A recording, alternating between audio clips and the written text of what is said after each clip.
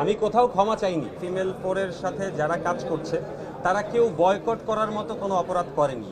আপনি যে কাউকেই বয়কট করতে পারেন, এটা আসলে আপনার ব্যক্তি স্বাধীনতা অবশ্যই আছে। সেখানে শুধুমাত্র একটা কোকাকোলার অ্যাড কোনো পার্থক্য তৈরি করতে পারে না। আমি আপনার কাছে একটা প্রশ্ন রাখতে চাই, আপনি কি অন্যায় করেছেন? না, ক্ষমা চাইলেন কেন? আমি কোথাও ক্ষমা চাইনি। আমার যে বক্তব্য, আমার বক্তব্যে স্পষ্ট বলা আছে আমি কোনো ক্ষমা চাইনি, কারণ আমি তো কিছু করিনি।